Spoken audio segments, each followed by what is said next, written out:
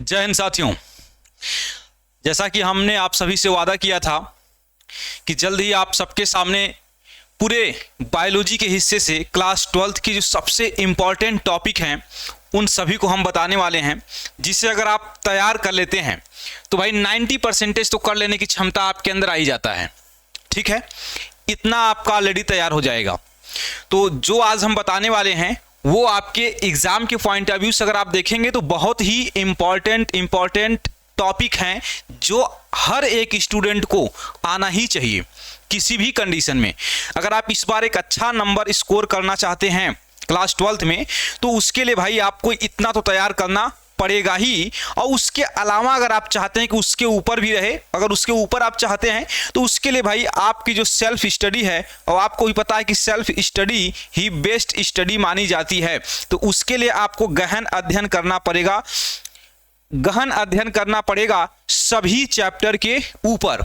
ठीक है, जो हम बता रहे हैं वो सिर्फ क्या है कि आपको लगभग 80 से लेकर के, आप सीधे सीधे अगर एक साफ बात कहें तो 80 से लेकर के 90% तक की चीज़ों को कवर करता है। एकदम जो 95 वाला 97 वाला जो कंडीशन होता है उसके लिए तो भैया एकदम बाकायदे आपको हर चैप्टर को पढ़ना पड़ेगा, हर छोटी बड़ी चीज़ के बारे में आपके पास इंफॉर्मेशन होना चाहिए। ठीक है, वो एक अलग कंडीशन बन जाता है।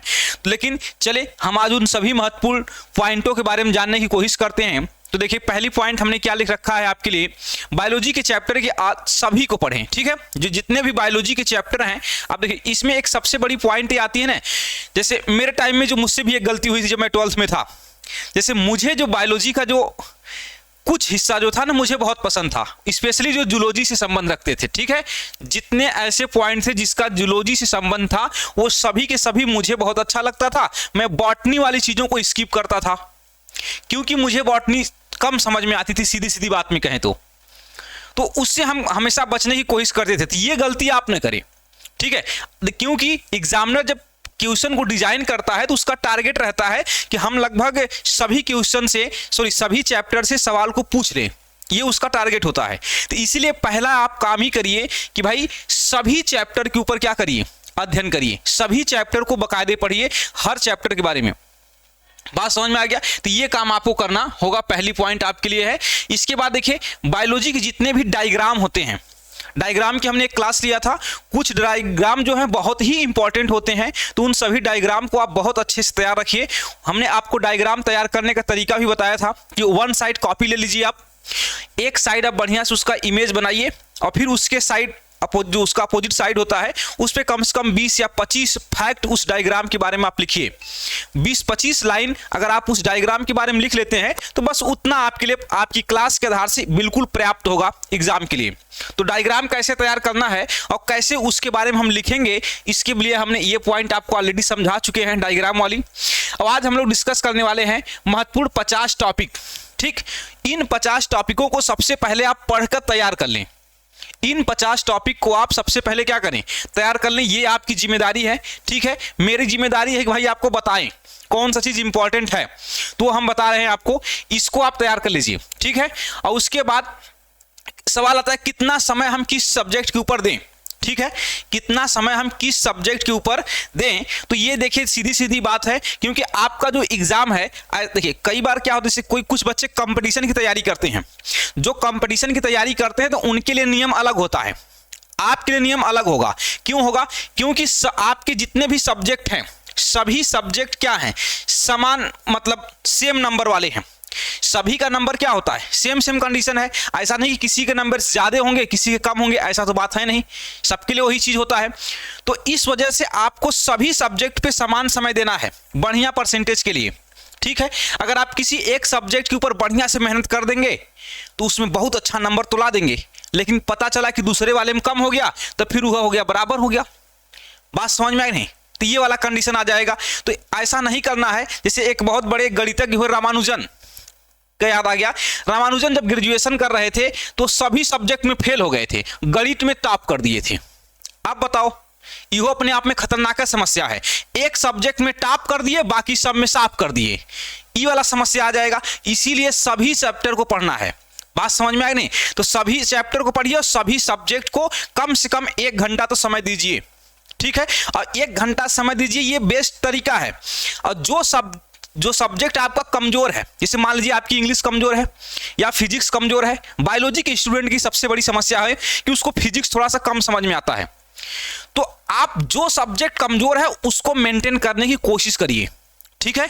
तो ये आपके लिए, जहां पे कमजोरी है वहां थोड़ा समय बढ़ा दीजिए, और बाकी जो चीजें मेंटेन है उसको मेंटेन ढंग से आगे लेकर के चलते रहिए, ये आपकी रिस्पॉन्सिबिलिटी होनी चाहिए। तो कम से कम 1 घंटा से लेकर के 1.5 घंटा तो समय दीजिए। हालांकि बायोलॉजी के अगर विद्यार्थी आप हैं, ठीक ठाक ढंग से पढ़ रहे हैं, तो आपके लिए 1 घंटा समय पर्याप्त होता है। 1 घंटा किसी का लेक्चर देख लीजिए, 1 घंटा पढ़ लीजिए, एकदम बेस्ट हो गया। ये पर डे का काम होना चाहिए। आगे देखिए, चैप्टर वाइज लॉन्ग और शॉर्ट क्वेश्चन को भी पढ़ें। सबसे पहले अगर तैयार करने का जो सबसे अच्छा तरीका है कि आप लॉन्ग क्वेश्चन को तैयार करें, ठीक है। लॉन्ग क्वेश्चन को जब आप तैयार करेंगे तो आप एक चीज पाएंगे। देखिए, मैं एक चीज जो आपको बताने जा रहा हूं, ध्यान से समझिएगा। अगर सबसे पहले आप क्या करिए, जितने भी लॉन्ग क्वेश्चन हैं, बड़े बड़े क्वेश्चन हैं, उन सभी को क्या करिए, आप तैयार करिए, ठीक है। जब उनको आप तैयार करेंगे तो आप पाएंगे कि उसी के साथ साथ बहुत सारे शॉर्ट क्वेश्चन भी आपके क्या हैं, रेडी हो चुके हैं। उसी के साथ साथ आप पाएंगे कि एमसीक्यू, ठीक है, जितने भी एमसीक्यू है उसको भी आप क्या कर रहे हैं, सॉल्व कर पा रहे हैं। तो इस तरह का चीज होगा। और जब इस लॉन्ग वाला क्वेश्चन सॉल्व करोगे तो वहां पर फिगर से रिलेटेड भी सारी चीजें क्या हो जाएगी, क्लियर होती है।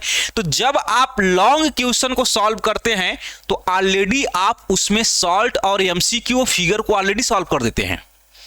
तो अलग से इन चीजों को समय देने की कोई हमें आवश्यकता नहीं पड़ती है। तो पहले आप लॉन्ग क्वेश्चन को रेडी करिए, इससे फायदा होगा कि आप सॉल्व को भी उसी में कंप्लीट कर लेते हैं, एमसीक्यू भी कंप्लीट होता रहता है, धीरे धीरे फिगर भी वहीं से कंप्लीट हो जाता है।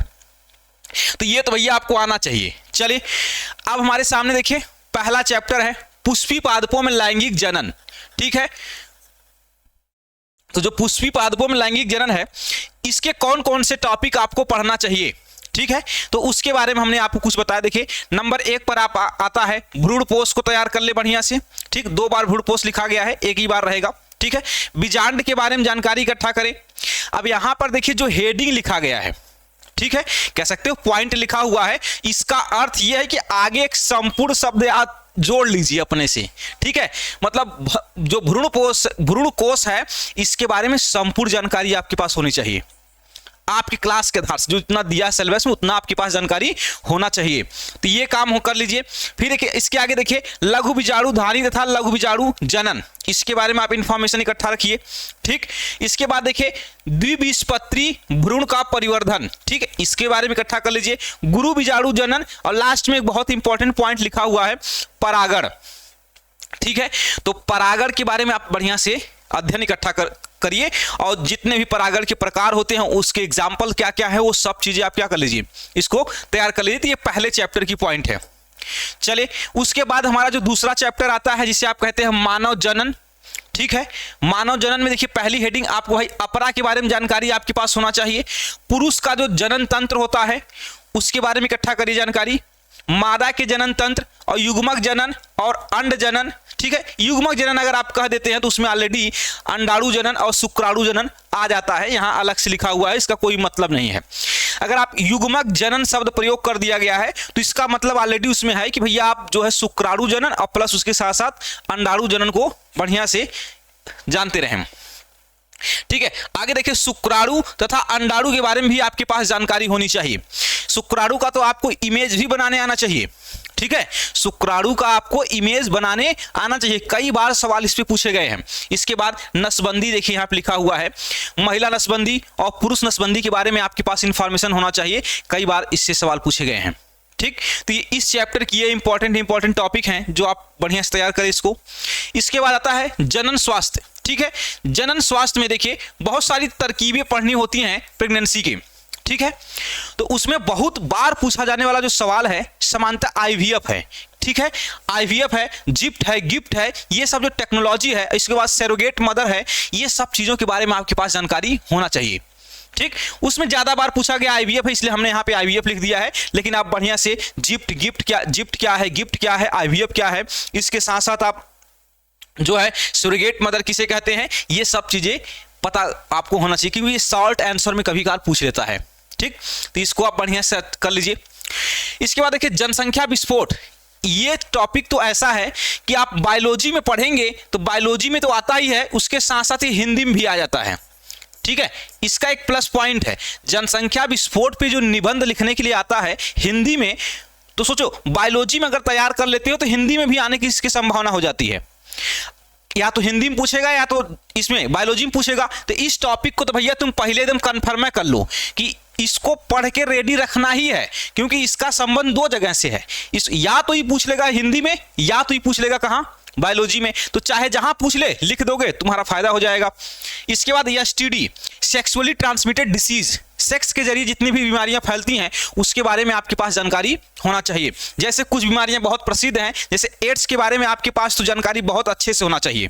ठीक है, अभी 1 दिसंबर को विश्व एड्स दिवस मनाया गया, तो एड्स के बारे में आपके पास जानकारी होना चाहिए। उसी के साथ साथ उपदंश जो होता है, ठीक है, इसके बारे में आप जानकारी इकट्ठा कर लीजिए। मतलब जो 3-4 बीमारियां दी गई हैं एसटीडी वाली, सेक्सुअली ट्रांसमिटेड डिसीज, उन सबको आप बढ़िया से रेडी रखिए। उन सभी बीमारियों में अत्यधिक इंपॉर्टेंट जो बीमारी है वो एड्स है।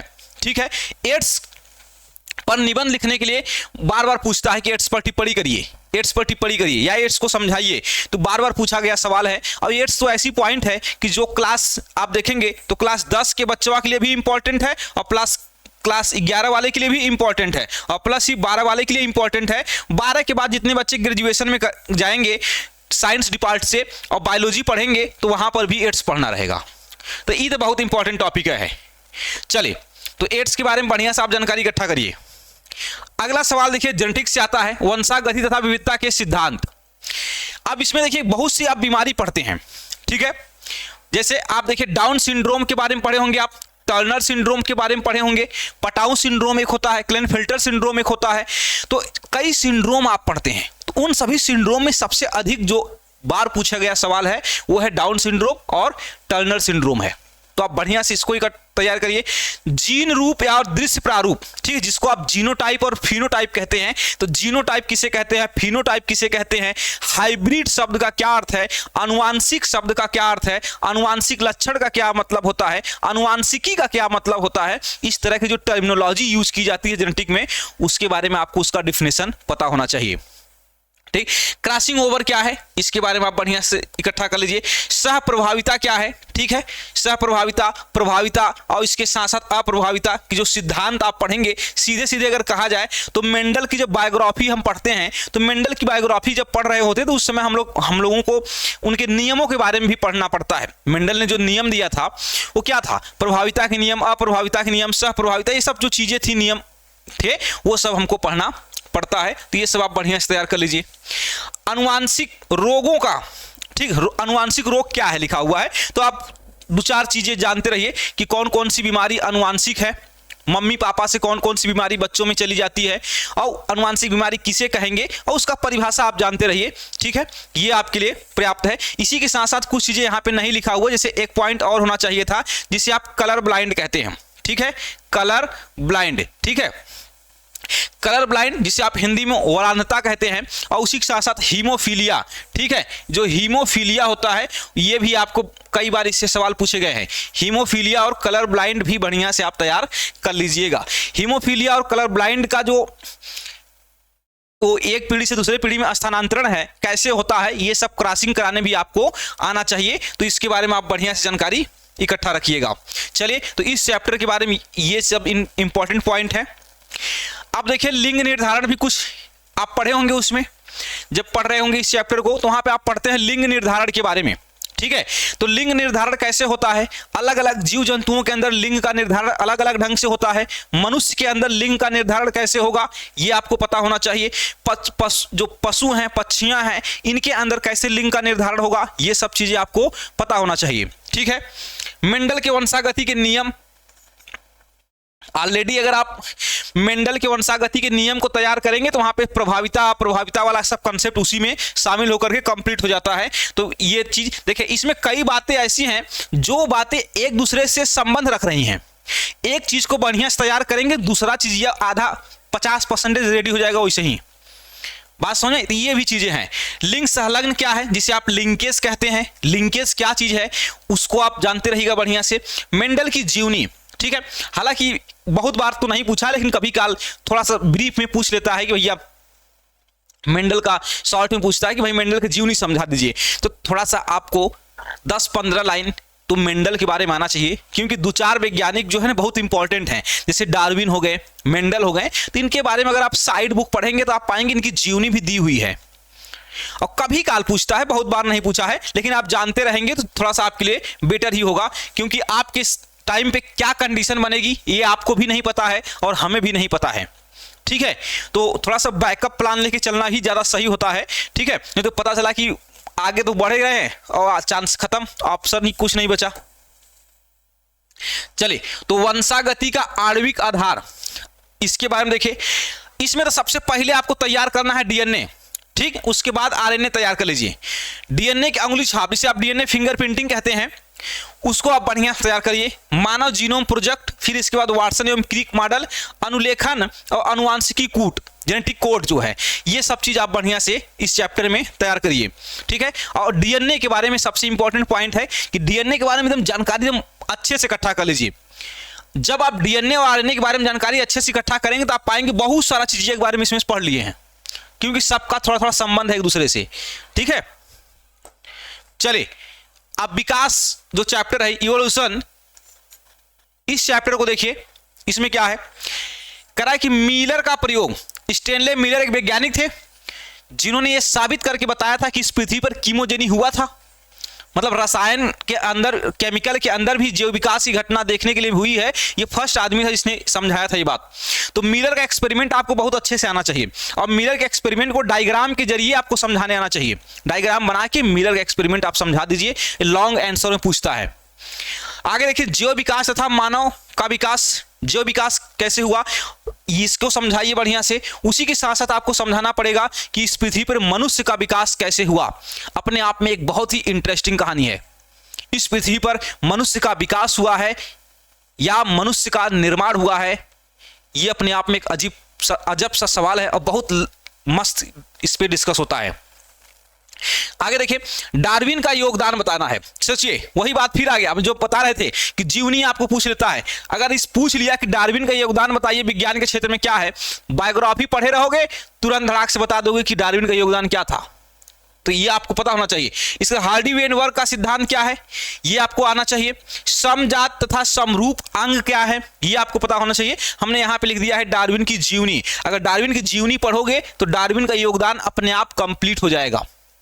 आप जीवनी जब पढ़ेंगे तो आपको वहां खुद यही चीज पढ़ेंगे कि डार्विन ने अपनी जिंदगी में क्या किया था, इस दुनिया के लिए, विज्ञान के लिए डार्विन ने क्या दिया, तो उनका योगदान अपने आप में आप समझ जाएंगे। डार्विन वो पहला आदमी था जिसने पूरी दुनिया की विचारधारा को अकेले बदल दिया था। सोचे, दुनिया में इतने लोग हैं लेकिन एक अकेला साइंटिस्ट इस पूरी दुनिया की विचारधारा को ही बदल दिया। पूरी दुनिया मानती थी कि हम लोगों को भगवान ने बनाया है, भगवान ने मनुष्य को बनाया है, और डार्विन का एक किताब आती है द ओरिजिन ऑफ स्पीसीज, और इस मतलब मतभेद क्रिएट कर देती है। दुनिया में 2 विचारधाराएं बन गई तुरंत। एक किताब आ जाने की वजह से 2 विचारधाराओं का जन्म हो गया। डार्विन ने पहली बार बताया कि हमको भगवान ने नहीं बनाया है, बल्कि हम बंदरों से बने हैं। कितनी बड़ी बात कहने वाले वैज्ञानिक थे। चलिए, खैर उनको हम कभी चैप्टर में अच्छे से डिस्कस करेंगे क्या क्या बताए थे वो। आगे देखिए, मानव स्वास्थ्य था रोग, ठीक है। मनुष्य का स्वास्थ्य और उसके रोग से संबंधित जो चैप्टर है उसके बारे में क्या क्या पढ़ना है। एल्कोहल, पहले ही दारू के बारे में दे दिया है, तो दारू मतलब एल्कोहल आप बढ़िया से तैयार कर लीजिए। फिर ड्रग्स दिया है, ठीक है, ड्रग्स को बढ़िया से तैयार करें।